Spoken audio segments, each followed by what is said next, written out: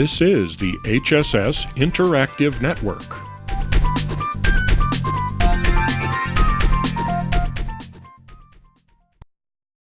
Welcome to this edition of Improvement in Action. I'm your host, Phil Nielsen. This is the introduction to a systematic approach to improve a process. Using a systematic approach helps reduce the risk of making things worse, missing an important piece of the solution, or having partners not know what's going on. There are several systematic approaches to choose from. Let's look at the 3 common improvement approaches in use today. The first improvement approach comes from the University of Michigan. I think of this as a wheel. The rim has 4 components: identify, improve, manage, and measure.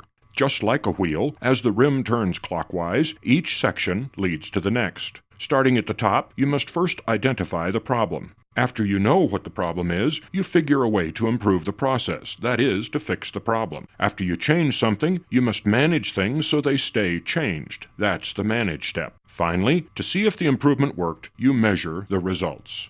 There are 6 spokes inside the rim. The spokes clarify how to accomplish each of the 4 steps on the rim. For example, by defining the scope, you can better identify what you are trying to improve. By clarifying what is part of the project and what is not, you have clarified the scope. Likewise, the manage steps require you to implement the changes and operate the process long enough to be sure the changes are actually implemented.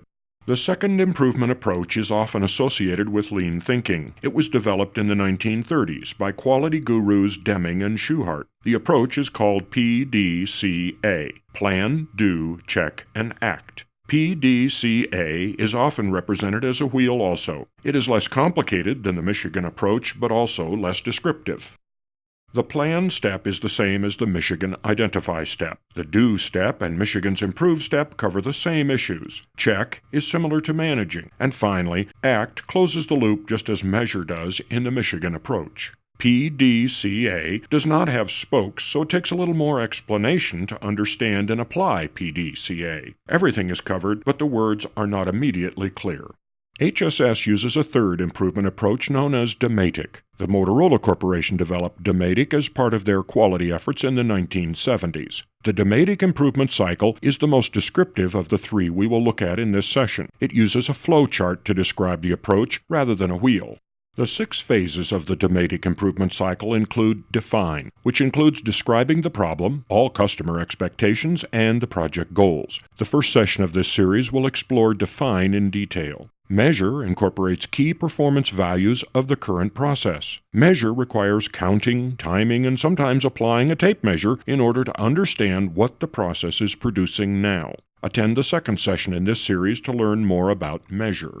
Analyze includes looking at the measurement values for accuracy and tying the effects of poor performance to their root causes. Identifying root causes and other important ideas are covered in the Analyze session of this series. To reduce the risk when changing a process, we should test the proposed changes. The test phase is critical to successfully making changes. Attend the 4th session in this series to learn about the testing phase. The improve phase includes updating old or writing new documentation, training employees, modifying equipment, rearranging the work area, and implementing the tested changes. The improve phase is discussed in the 5th session of this series. Finally, control includes measuring the new processes, monitoring performance, and making sure old methods do not slip back into place. This phase includes detecting when additional changes need to be made. The 6th and final session in this series discusses control.